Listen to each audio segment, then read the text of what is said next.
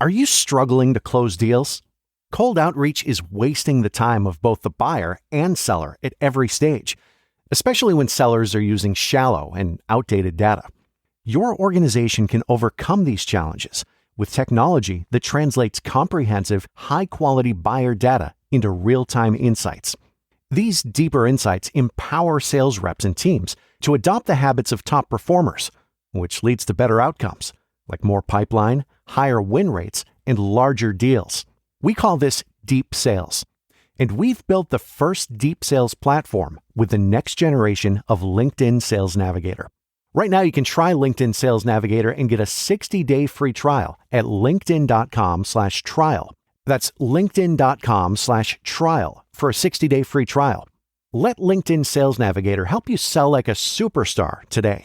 Just go to linkedin.com/trial and get started.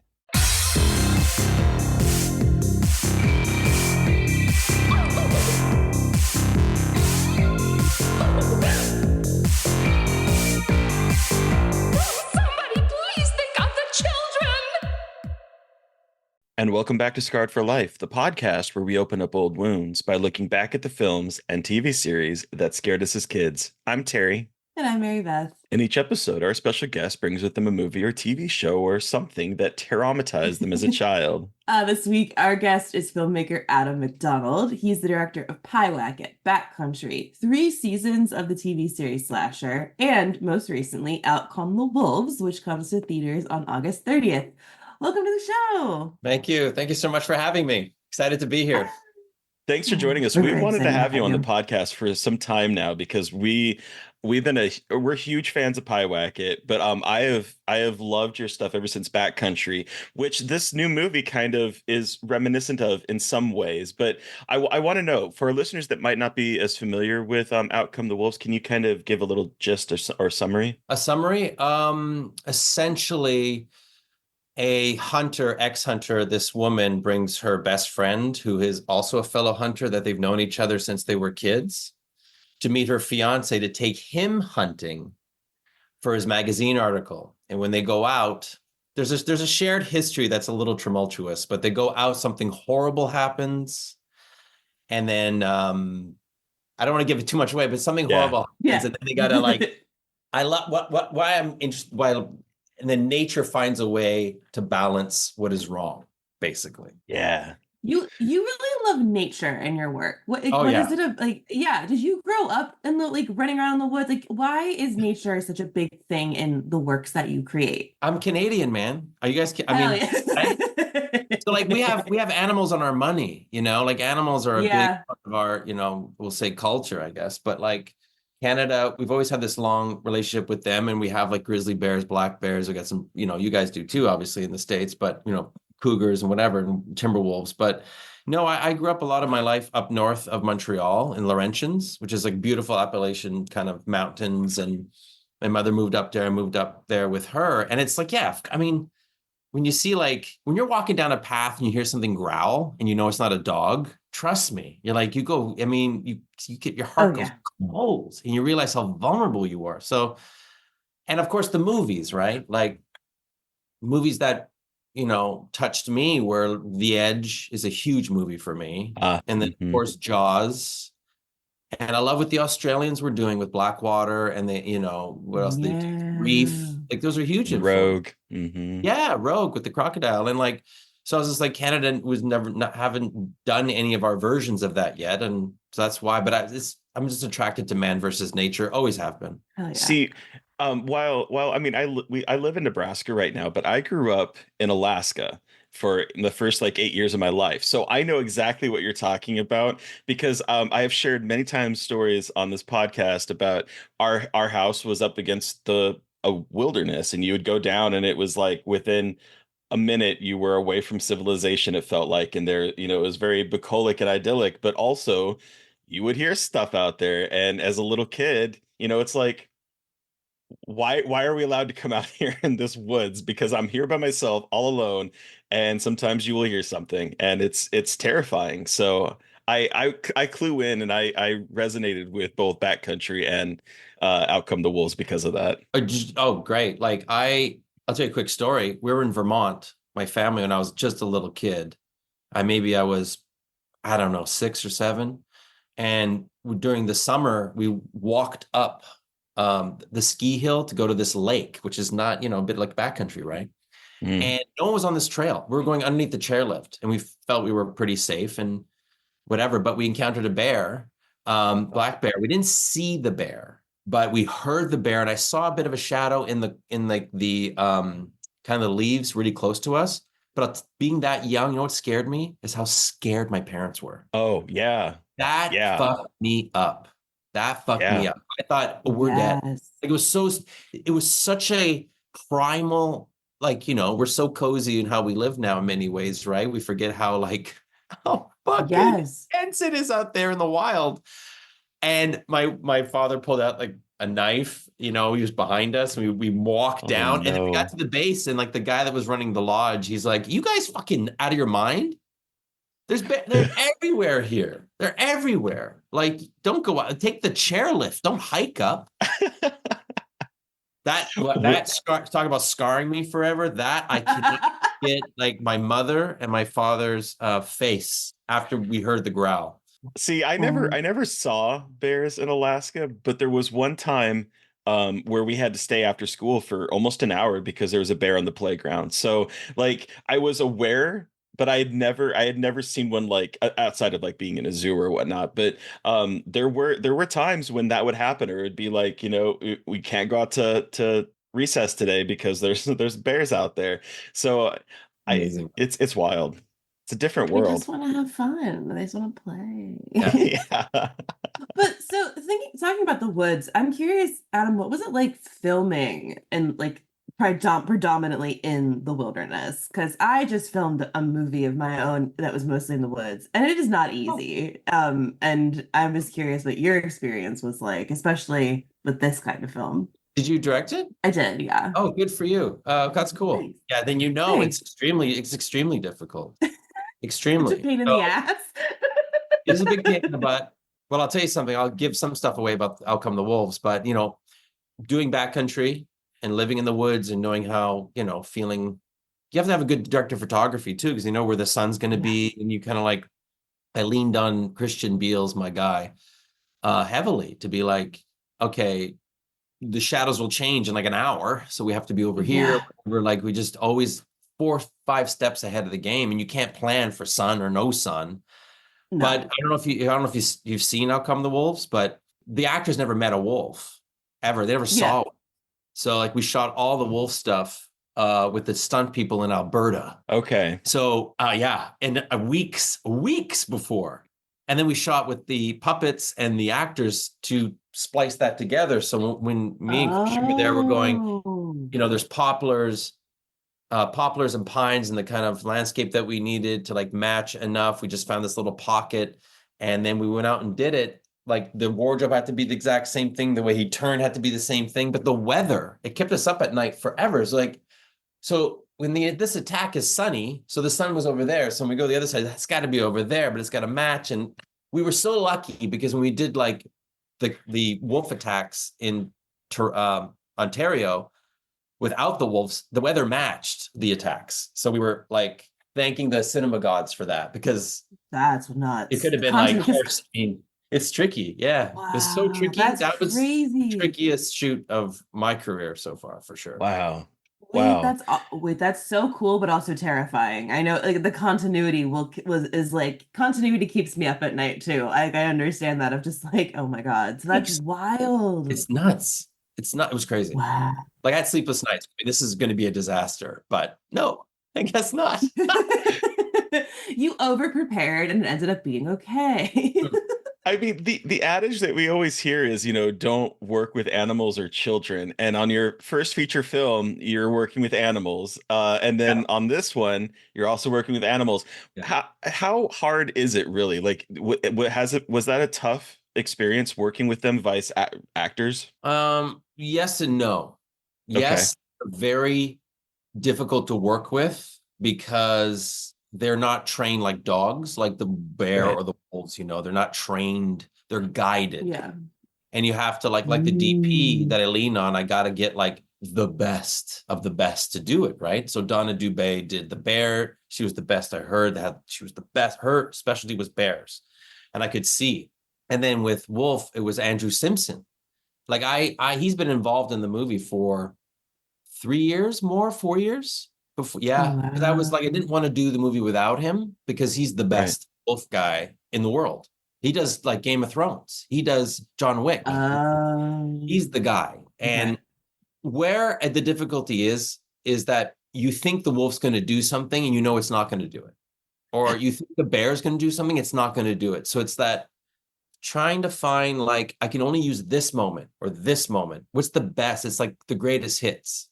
So I always said like, no, we're shooting the Appetite for Destruction of of what we're doing. Only the best stuff. So like we'd shoot for all day, maybe have a minute of footage less. Wow. But I'd be knocking it off. I'm like, I just need this moment here. I'm like, oh, there it is. Okay, done. Oh, there it is. Done. Same with the bear. And like, but it's planned.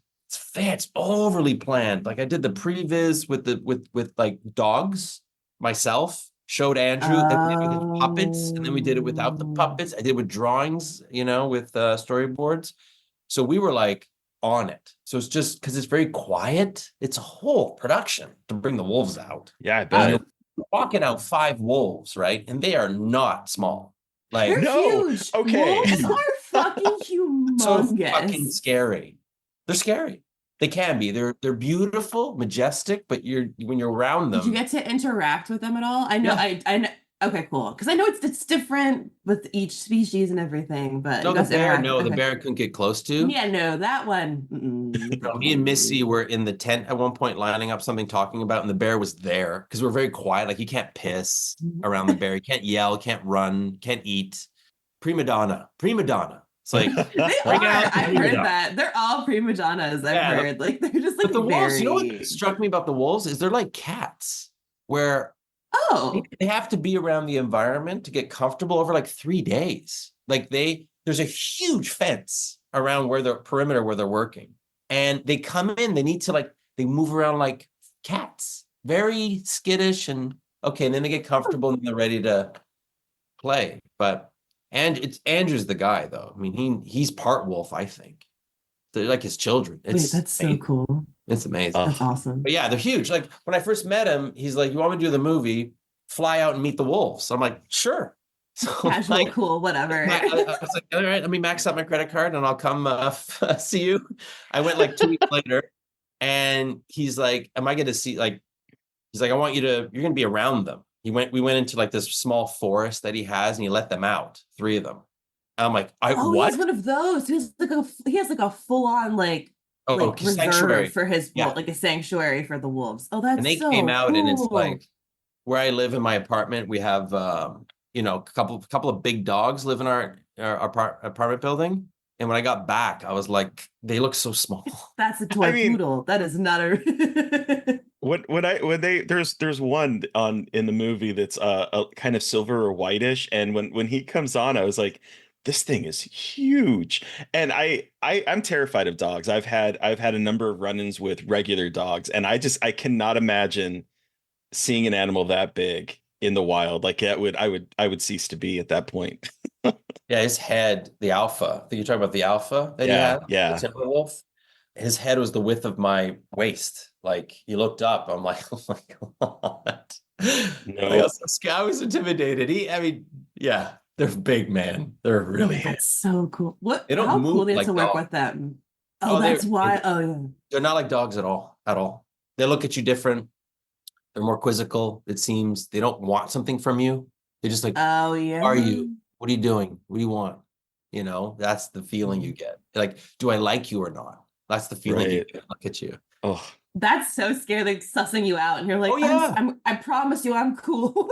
That's what Andrew was saying. He was like, I'm going to bring you out into the pen thing, and they're going to run around you. I want to see if they like you. And you're like, thanks a lot. But if they don't, the movie's over if they don't. Yeah, like what if they don't? Andrew, you're making me shit my pants, man. making movies is wild. The things that we go through to make movies, like just like randomly. Oh, cool! I've met wolves now is on your resume. Like that's just neat. Listen, I'm a huge fan of Game of Thrones. Like I met Ghost. He has Ghost. Oh, that's cool as shit. Really? Yeah, I have pictures with him. Oh, that's so cool. Oh, I was. It's emotional when you see the wolves. It's like the bear was different, but the wolves, like you get emotional when you see them. I feel like the bear is just like big enough to be like, all right, I don't need like. There's nothing really to like romanticize about the bear. I feel like you're just giant and scary, and I respect it. But Exactly. You mentioned Missy. I grew up with Missy because Stick It was one of my favorite movies growing up. And you've worked with her twice on Backcountry and now with this film. What is it like working with her? And like you work with her too, creature features in a way. And it's awesome to see that her in these genre films. So like, what's your relationship like with her and why keep working with her? Well, we did Rookie Blue together, this TV show, this cop show. Oh, yeah. Yeah. So we met there and we got along, and I thought she's such a good actor, and I thought she'd be perfect for Backcountry, and then that just worked out. Cool. And she's like so present when you call action or you do whatever. Like she is so available and so present and raw and vulnerable, and she has all those things going on, and it's just amazing to work with and collaborate with. So when we did Backcountry, I was blown away. Like I knew she was good, but after that, it was like I would do every movie with her if I could, because we get along well. Like our collaborative energies, they work well. We're both kind of fiery sometimes, or like passionate, but also like sensitive, and she's got really great ideas. But also like I loved Ripley growing up. I loved Ripley. Ripley was. And I kind of recreate Ripley in a way with Missy. Like Missy's my Ripley in a way. When I'm shooting with her, I see that. Yeah.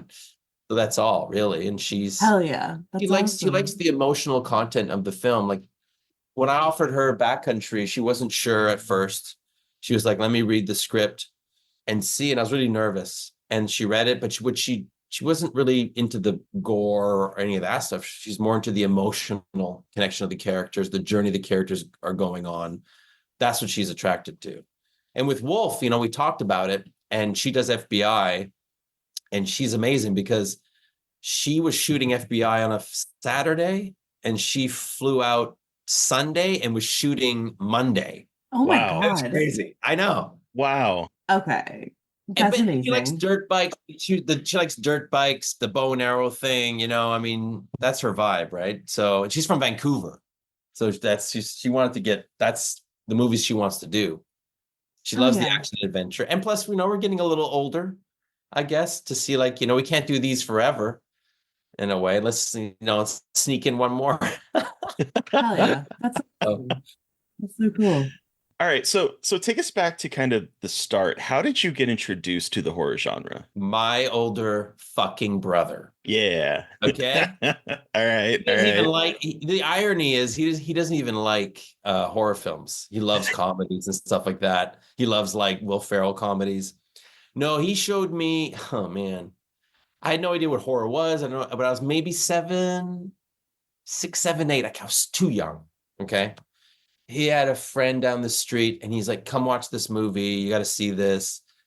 I thought he was going to show like, it was like a secret. And he pulled up this VHS and they put it in. I had no idea what I was in for. And they showed me the fucking Evil Dead. Oh no. And I nearly died. Oh no. I nearly died. I remember like watching it going, what am I watching? What is going on? The card game, her at the window, turning around. What am I seeing? And it fucked me up, man. So bad. So bad. Oh, that's bad at 6, 7, or 8. Yeah, Ooh, yeah. So I was so young. But then, and then I went right to The Shining. But it was Evil Dead. Oh, okay, cool. Yeah. So at first with the Evil Dead, I was like, it went from like terrified and like I couldn't sleep at night, couldn't get the image out of my head. Like you saw Wolf, right? The movie? Yeah. Oh, yeah. She puts the cards down. Well, I don't probably remember. Like he stops the card game. He puts down his cards to show. They are the exact cards of Evil Dead on purpose. Oh shit, are they really? Yes. Oh my God, that's so cool. It's my only little Easter egg, right? Like, when she's possessed and says the 4 of Hearts, Jack of Diamonds, Jack of Clubs. So I just for fun. Anyway, But that I love that. That's so cool. Stained That's on amazing. my brain. It stained on my brain. But then the feeling kind of shifted after The Shining, and you start liking the feeling. And that's, that's what happened. And then my friend down the street, we Fangoria magazines. Yeah. He introduced me to Conan, and I remember like watching that at 10, going The Witch in the Hut there. I was just like, man, this is crazy. So hell yeah. But I always kind of like the feeling it gave me. I like the existential feeling or something it gave me about life. I don't know what, it was just very strange. It was deeper than what was on the surface. So like, all my friends would want to go see a Kid and Play movie, and I would go see The Guardian instead, like William Friedkin's Guardian. So oh my God. Okay. For real. Cool. Yeah. That's amazing. I love that. I love that movie. So that, it wasn't my whole life, but it was a big part of my life. And then you kind of realize, like, I was one of those kids where, like, I guess I realized in my teens, like, oh yeah, I love horror, but you just don't know it. You're just like, it's all around all the time. People start telling you, you're like, oh yeah, I do. It's like, my VHS collection kind of gives it away. Yeah, it's one of those things. I think, especially when you're young and like you don't really know, and if you're watching that kind of stuff, you don't really think of it as being I'm the horror guy until someone points it out to you, and it's like you really love horror, and it's like, oh yeah, I guess I do. Yeah, no, that's what happened. Yeah, it's like even like when I was an actor, I had friends come over and I was 20, and they'd go, oh, I'm like, what? Like, do you see my VHS collection? It was like the Firestarter and Dreamscape, and I would have had Evil Dead, the Halloween, Friday 13th, anyway, all the classics. And they're just like, oh, you like, oh, I do too. You do? Oh, we're gonna go see, 28 days later. That's that kind of thing. Oh, that's awesome. I love it though when like people realize, like, oh, you also are a horror fan. Yeah. That's a cool realization too. Yeah, one of my closest friends, Victoria Sanchez, like we kind of didn't know for a little bit, and then we realized, oh, we love her, obsessed. That's so cool. She was the producer of Pyewacket. So okay, all right. Oh, hell yeah. But like, so were you easily scared as a kid at first? Like, I must like, did horror movies affect you? Oh yeah. Okay. My older brother scared me, but also just kidding. No, yes, of course. I was very lucky, I guess, because I remember, like, I think about comedy. I think about horror, not comedies or action films. Like I was just like a broken record of like scenes in The Shining, the music in The Shining, the two girls down the hall like that, or I saw Friday 13th Part 3 and I couldn't sleep, and I slept with my mother and I vomited at night. And she's like, what? She thought I was just sick. I didn't want to say it's because I watched Friday 13th Part 3 and I'm vomiting. Oh no, you were my God. sick. Yeah, of course. But my mom was awesome though, because she would tell me scary stories at night, because I started liking that, right? So she'd sit down young and then start make up these witch stories, and I'd have my friend over, like, oh mom, tell us. So of course, yeah. Oh, did your parents know that your brother was showing you like the Evil Dead at no? The thing is, he only showed me the Evil Dead because I don't think he liked it either. I have to ask, because I don't think he liked it either. I think he was like, hey, I saw this. I want you to see it, so I'm not alone in this. I don't know. But he stopped in a way. I continued, like, Gotcha. I was that kid at the video store. I mean, I'm 47 now, and like Pick a Flick was our video store, and I'd sit near the horror section with everybody, and the friggin' boxes, like the cover art, amazing. Constantly. Amazing. I mean, I feel like that's so many of like us being people who grew up with video stores. Like that was like some of our first experiences with horror, is seeing the crazy box art and being like, that's going to be the scariest movie I've ever seen. And it's not at all, but still like not even remotely, but still, it's still such a big, I feel like such a formative thing for so many of us who were able to have that experience of going to the video store. Like, it's so weird to me now that so many people don't have that experience of going to like a Blockbuster of a Hollywood video and being able to like just pick something by the cover art, like judging a book by its cover, quite literally. Yeah, like to get the scan, like the ones I think of are Critters. That one. Yeah. And the Exterminator, the guy with the fucking play floor. Those two, for some reason, stuck with me. You're like, what the fuck? The dentist. I think the dentist was the one that stuck the with me. dentist. The Yeah. dentist. Oh, right. Yeah. And like Yeah. the sequels all had the crazy like mouths with the razor With blades and the, yeah, stuff. with the They were razor not even blades. that scary, but the covers. Whew. Yeah. Yeah, for me it was Deep Star 6. Like that Oh, that's movie, my because favorite. the point I would see that where it's like, in case for listeners that might not know, it's like an old diving suit and it's in the water, and like you realize that it's half gone, like the bottom half has just been eaten. And I remember seeing that as a kid, and it was at the time when my parents were like more strict about me watching rated R movies, so I could never watch it. But that cover would linger in my head until it was maybe, I don't know, early 20s when I finally watched it, and I was like, oh, this is a little disappointing. But because you built up what that movie was in your head the entire time. It's wild. You're not gonna believe this. You're not gonna believe it. If you don't believe it, that's fair. I had 2 posters on my wall as a kid. One was Deep Star 6. I swear to God. No. It's the blue one. Yeah, he's got the thing. He's being pulled up. He's half his body. Because, yeah. And the other one was Gorillas in the Mist. Because I loved Sigourney Weaver. I loved Ripley. And I couldn't get Aliens, so I got the next best thing. It's my life. Sigourney Weaver, Deep Star 6. That's the most beautiful thing in my head. That is so like Gorillas in the Mist was not a movie. No, because I loved Sigourney Weaver. Like one of my dreams is to work with her one day. Was be a dream. Oh my God, that yeah. I thought probably it'd be a dream for me for sure. So that because I couldn't get Aliens, right? Yeah.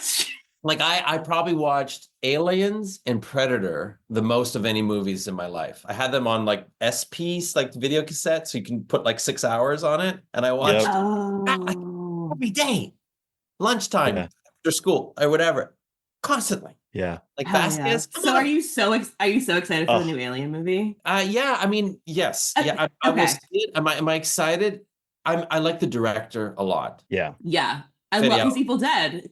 Bringing it back to Evil Dead. I will his definitely Evil Dead was see it. so I good. want to be like, I just don't want to get too excited. Yes. I just go, I think he's an amazing director. I'm just going to watch it. I'm trying not to watch even previews. I want to go in blind and just see it. Yep, that's what I'm doing this. Okay, cool. We're all in the same boat of like cautiously optimistic. Yes, because I'm sure it's great, but I've done too many like, I can't wait till I get there. And I'm like, it's so yeah, no, I know. Like, the remake was incredible. So yeah, Prometheus it really was. And Covenant have burned some of us, depending on how you fall on the Prometheus Covenant. And that's not this podcast, but well, like really quick. Sorry. Yeah, no, go ahead, please. Sorry. Just before we go into your pick, I was just curious, do you still get scared now watching movies? Like, is it different? What's that experience like watching horror now? Rarely. Okay. No, we're just too desensitized, Because I have a 9-year-old son, and anything to do with kids scares me now more than okay. I hear that a lot from people who who love horror, but once they have kids, it's a little bit harder. With certain movies, it's harder. Yeah, no, anything real, that scares me the most. So, but horror movies, just to be honest, for some reason, the last time I got scared, It Follows scared me. I was in New York City. I saw it by myself, and I was almost like irritated. I was like in bed going, "Oh, I'm a little scared. This is good. It's been a long time, but not enough to be scared. But when I was like, I must have been 29, 30 when the first Paranormal Activity came out. I was it was so strange to me. And we went home that I wasn't scared watching it. I couldn't give a shit. I was like, it was great. I enjoyed it. I actually enjoyed the first one. I thought it was very clever. I was like, wow, good for these creators, like something out of nothing. That's very effective. Then I went home with my wife and we went to bed and I was terrified. That movie is fucking scary. I kept seeing her standing at the edge of the bed or something, I was just like, fuck. Yep, that movie ruined. Like, I had to sleep with the lights on for a week. I was like, who am I? Like, I watch all this crazy shit for fun, and I'm just like, it really surprised me because I was lying there, really scared. I'm like, I haven't felt like this since I was a kid. Like, oh, that's cool. I kept thinking she was gonna stand in the edge of the bed. Like, I was just anyway. But then next day, you're like, oh, that was great. I love that feeling. Anyway. Yeah, hell yeah. Oh, that's awesome. I love that. Okay, so Adam, we've talked about your horror history, your work, but what TV show did you bring with you today for us to discuss for your Scarred for Life pick? The new Twilight Zone in 1985 episode Teacher's Aide. Hell yeah. Starring Adrienne Barbeau. Barbaro, I'm not sure. But really quick, a brief synopsis. In Teacher's Aide, a teacher played by Adrienne Barbeau is at a tough inner city school is possessed by a malevolent spirit.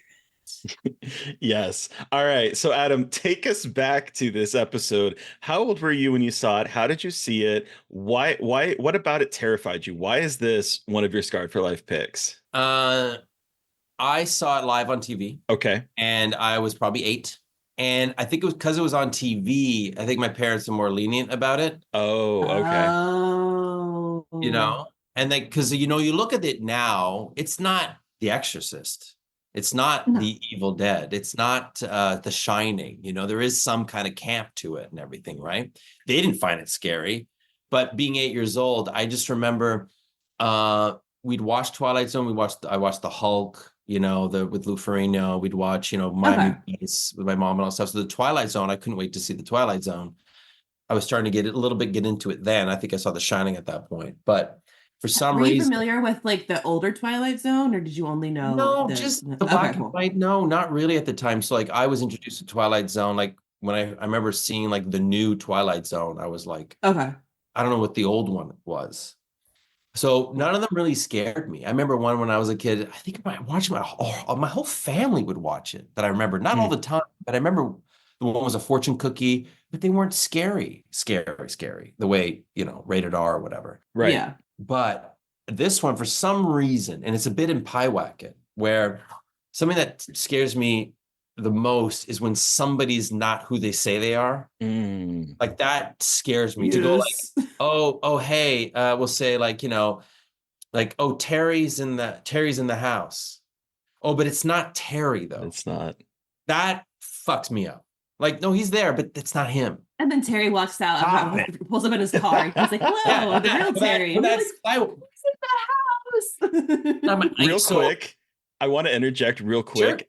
A book you need to read is Incidents Around the House by Josh Mallerman, because that book that just came out about a month ago, that book will be your nightmare. Has somebody optioned it yet? No, but someone needs to option it. Someone needs to option it because it's very really cinematic. Scary. It's very cinematic. The house. Oh, I love it. It's one of the best haunted house books I've ever read. I love it. And I've read a lot of that shit, and so has Terry. But that'll be your personal nightmare based on what you just said. Done. All right, my new one, the novelization of my nightmare. And so anyway, so we sat down to watch it, and it was like anything else, and the gang members and all that stuff, and and I was fighting with a belt and a razor blade. I know. You're like, guys, no preemptive anything. They go he just looks at me. He's like, it's time. I gotta die. What? Pulling the belt off. Very 50s, which is cool, very 50s without a cause. But the good actors, they were good. And she was great. Good. So it's fine. She started to scare me when she put him up against the blackboard and picked him up a little bit. Her face, Adrienne Barbeau is such a good actor because her face kind of changed. Yeah. And she was aggressive. Her voice changed a little bit. That sent a chill down my spine. I remember as a kid going, oh no, she's not the teacher. Who is this person?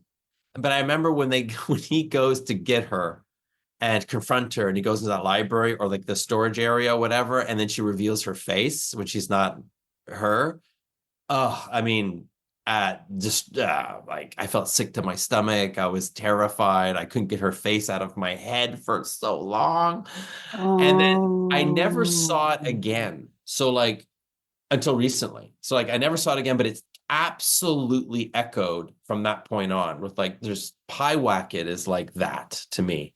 Yeah. When as a kid, my mother, I was so scared she was going to turn around and her face would be that woman's face. So I was just so scared of that. When she walked into the kitchen, she was facing the other way. I was so scared she's going to turn and be that thing.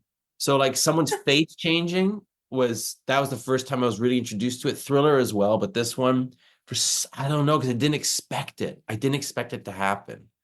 and so it just put its mark on me for sure. But it's funny because I kind of wish I didn't see it again, to be honest. I wish I harbored, it's almost like, for lack of a better, example, it's like, you date someone in high school or something, you were head over heels for them. Yep. You see 20 years later, you're like, oh, really? Okay. The illusion is shattered. Yep. Yeah, you're like, oh my God, I wish I didn't see you. Weird. Like, I was so heartbroken. Oh, then it just goes away. So when I saw the movie, the show, I saw it like maybe 5 years ago. I was like, oh yeah, okay. This is not scary anymore at all. No. It's such a weird experience to be like, this rocked my fucking world as a kid, and I'm watching it now, and I'm like, what? But again, like, as a kid, you don't have you're still learning about the world and like the way things are, and especially when this movie, like a teacher, I like an authority figure, and especially because she's kind of seems like the nice teacher. It is a little, especially as a kid, you're like, what do you mean the authority figures could actually turn into monsters? Like, fuck, I gotta be good. Like, for me, it was like, I gotta be good, or they could turn into monsters. You know what I mean? Yeah. Like, it's wild as a kid. Exactly. And also what's terrifying is, like in the movie, like in even the TV show, it's not explained how. No. So that scares me even more, right? Like, It Follows isn't explained exactly, right? Like, what is the genesis of this? Or paranormal activity, where it scared me too, because you can't grasp it. You can't control it. Yeah. So that was also part of it. We're like, okay, well, A, B, C led to her face changing, and she's the gargoyle because of this history and the pendant, the sigil, and this. You're like, oh, okay, I have none of that in my house, so I don't have to worry about it. But, here it's like, I don't know, maybe there's a gargoyle that has red eyes at your school, and like, you're just screwed, dude. Sorry. Like, and it's like, there's violence in your school. Well, I guess it's just gonna have to like come down to a demon coming to eradicate the evil of your school. So when I'm doing Pyewacket, and Pyewacket comes into the room and looks, that's the memory. That's the memory of that show. Wow. That stems right from that. Or when it's effective because Jesus Christ, that moment makes me like want to go in a good way. It's just and also, what was the other one? I did this show. I did a Discovery Channel show about the Dybbuk box. I did like really? I wrote and directed a finale for Haunted Museum. Oh, okay. I used to work at Discovery, and that's the only reason. I'm like, wait, really? I used to work at Discovery Channel. It's so wild. Zach Baggins, Haunted Museum, and they contacted me to say, would you like to do the finale, write and direct the finale? I'm like, oh yeah. Like, I wrote and directed the finale, and I'm very proud of it. I think it turned out, I thought, good. And then, but again, like, there's a woman in it that her face is a bit different, and I always go to that feeling I had with this show, with the Teacher's Aide, every time. Yeah, you'll enjoy it. Check it out. No, because you'll see. Wait, that's so cool. Stuff.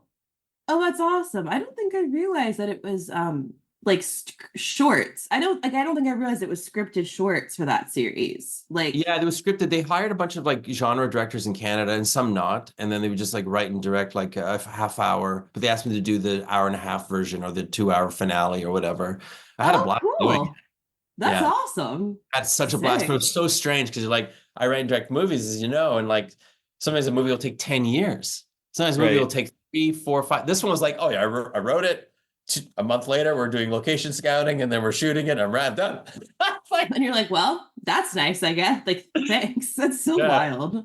Yeah, it was fun. But again, if you ever see that, the face that when she comes through the door, you'll see in this, she's in the basement, and it's like a lot of that, it all comes from that show. That's so cool. And like, I'm sure you guys felt this too, like driving around. Like, I remember after seeing something like that, like Teacher's Aide, and the next day, my parents, were driving around to pick up something, I don't know. And I'm like totally blank staring out the window. And they'd be like, what's wrong with you? I'm like, fine, nothing. Usually I'm like pretty loud, I guess, boisterous. I don't know. Because of that, because of those moments where you're scarred. So you're like, I'm trying to process this. I don't have the capability because I'm too young. I don't understand what I saw. Well, and you're like, I'm Back in the waiting for someone nightmare. else's face to turn into a monster on the Right. street now. Like, I'm just like, it's like they live. Like, you're looking, like, you're waiting for something fucked up to happen in front of you. I love I love my mom, where I don't know, she'd say that, I don't know what she would say if I said this, but she'd do stuff like she'd come downstairs, or did we have breakfast as a little kid, and she'd be like, your father is upstairs and his hair is all white. No. White. I'd be like, what? Go upstairs. Look, it's all white. I don't recognize him. I'm like, wow.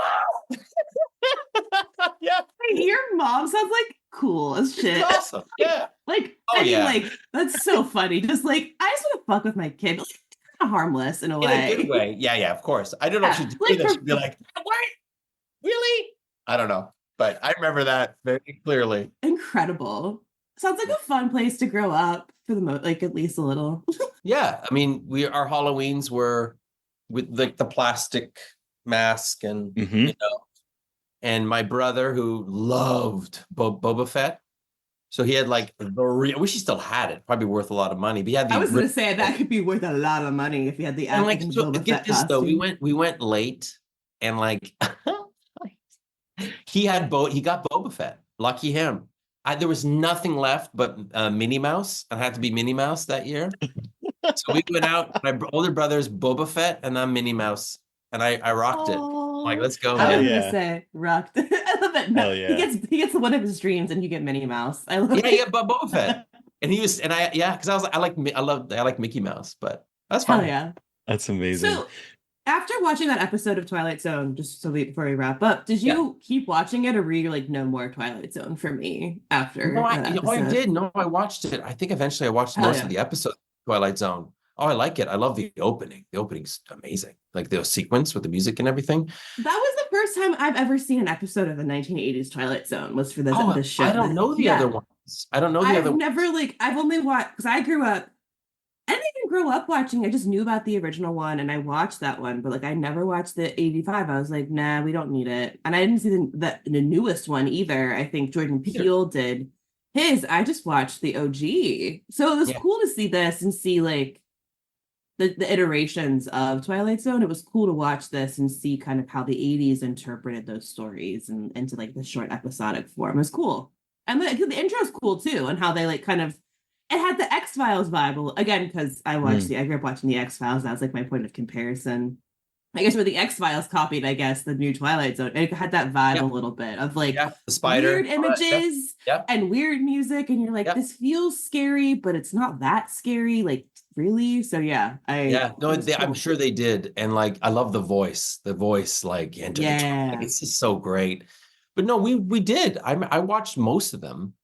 And when as an actor, like, I was lucky because I got onto Are You Afraid of the Dark and that, and like, of course, my mind goes to, I hope that kid watches an episode I'm in as an actor. That's pretty cool. And these little kid shows that are very similar, right? The Twilight Zone.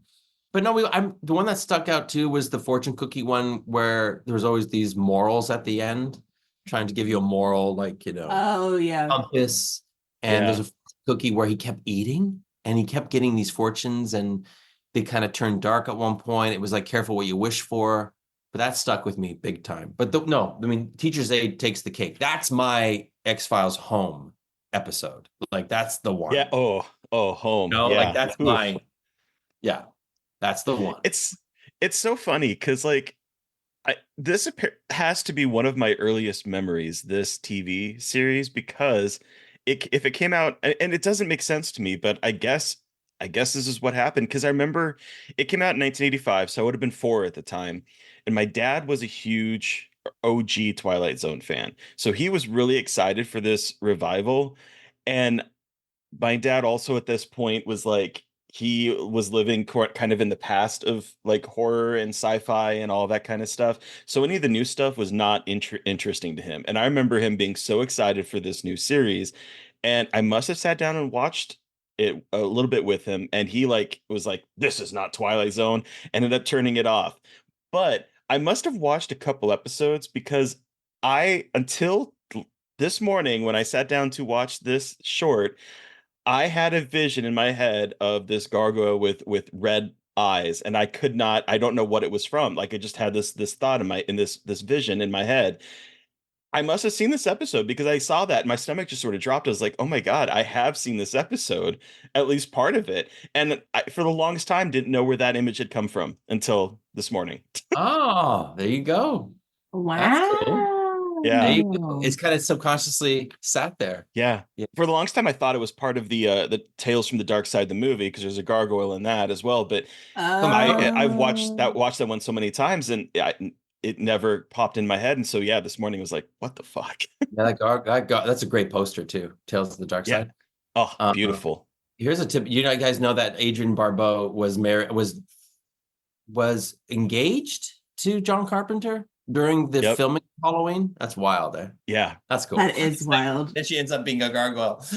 But I thought she was great in it. But even like, there's moments in that episode that are cinematic that like kind of get where he goes in to go and find her. They did not lay in music at all. It was all sound design, and the shots were really good and creepy, and it kind of like sucked you in a little bit because the music, kind of took you out sometimes, I thought. But I remember going, just when I watched it this weekend for this, in case we talked about it, I was struck. I was like, oh, that's rare.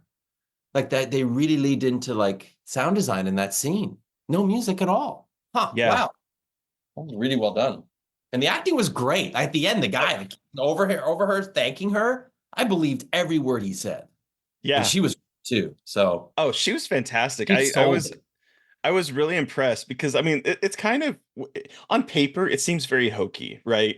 And so but they took it so seriously, and she turns in the performance. Like when she picks up the boombox and just smashes it, I was like, I believe that she's doing that for real. Like I believe that is a real, she just committed to the part so much. And I was really impressed. The way that her face would just change, like from into the gargoyle possession part. I was like, ooh, really good. You guys notice when she puts the student against the blackboard, she kind of raised him up a bit. Yeah. I'm like, well, this is prior to painting out cables and everything. Like, I was like, how did they watch it? It's like, I watched a couple times going, I don't know how they did that.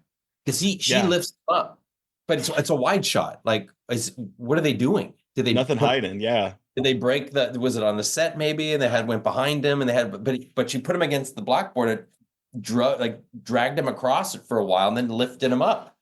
Watch it again. It's like, how do they? It's what? Where's the cables?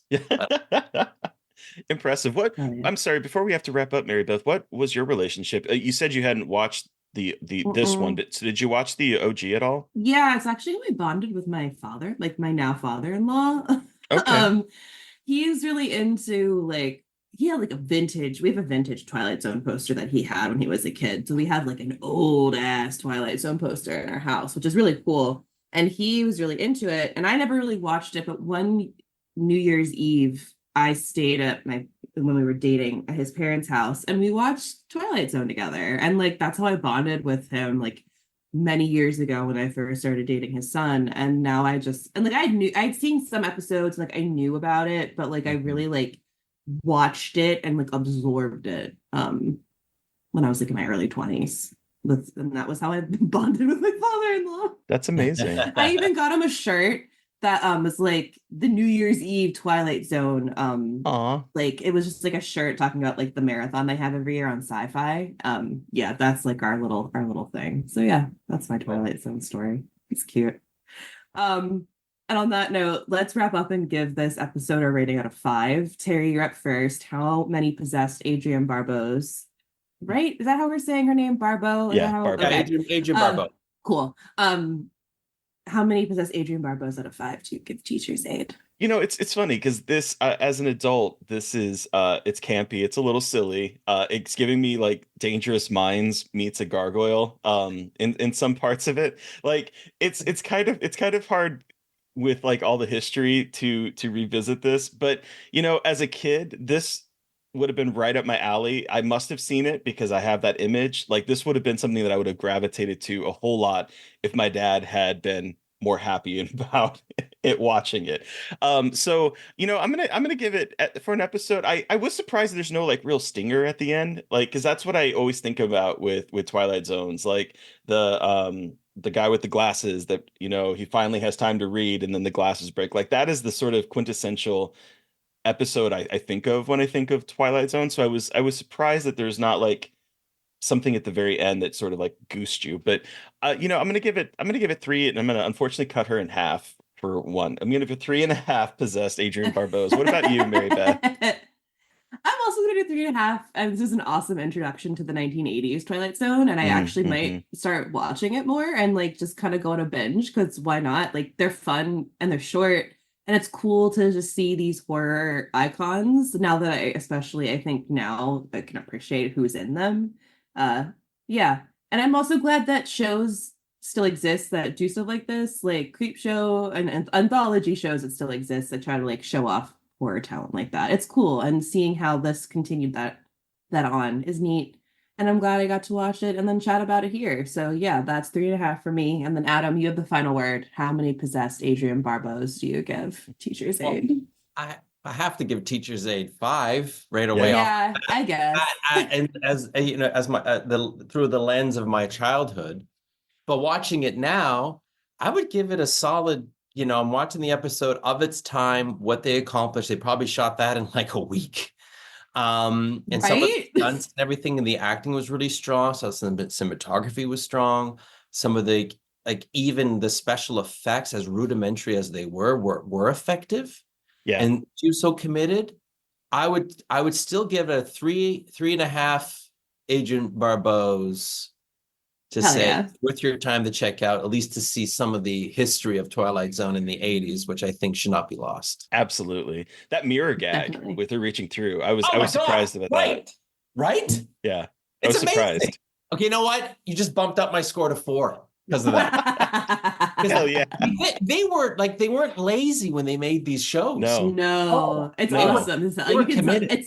It's 15 minutes, but it's going to be a real good 15 minutes. You know what I mean? Like there was no cutting corners, or at least it didn't seem like it as obviously. Well, so, I mean, you're right. The cast, the people involved with all these. Like if you go through and look at the episodes, I mean, we're talking Harlan Ellison wrote. There's George R.R. Martin. Oh yeah, Wes Craven's involved. William Friedkin's involved. Helen Mirren, Bruce Willis, Shelley Duvall, like Morgan Freeman, Martin Landau, Piper Laurie, like Janet Leigh, like.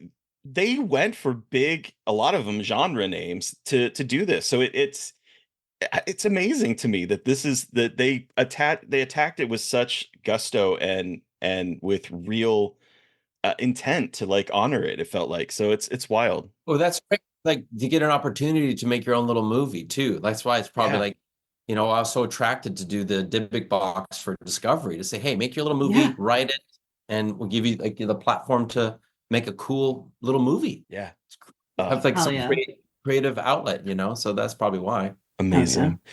Well, thank you so much, Adam, for joining us to talk about your movie as well as the Twilight Zone. Are you online? Where can our listeners find you? And the floor is yours to plug away and talk about what you can talk about. I'm on Instagram. I think it's Adam MacDonald. 99%. We'll put that in the show notes. Oh, okay. And I just say I do have a third film finally coming out after 10 years of, working on it. It's got a great home with IFC and Shudder. I'm so happy to be with them. They've been good to me. Big fans of them. They're great. Backcountry and Pyewacket. So if you like a really good, a banger of a movie with dirt bikes and four-wheelers and wolf attacks and emotional connection between characters, and, I'd say check out Out Come the Wolves. That's coming out August 30th. Hell yeah. Listeners, you've heard from us. We want to hear from you. What was your experience with the Twilight Zone of any iteration? You can let us know by sending us an email at scarredforlifepodcast@gmail.com, or you can reach out to us on social media. I'm at MB McAndrews on Twitter and at MB.McAndrews on Instagram. And I'm at Gaily Dreadful everywhere. Oh yeah, that's me. And make sure to follow the podcast on Twitter on Twitter and Blue Sky at Scarred Podcast, and on Instagram at Scarred for Life Podcast. And please don't forget to review, rate, and subscribe. And if you want to help support us, we do have a Patreon. Thank you to Eric Power for our artwork. Thank you to Sean Keller for our music. Thank you everyone for listening. Please stay safe out there, but most importantly, stay creepy. And until next time.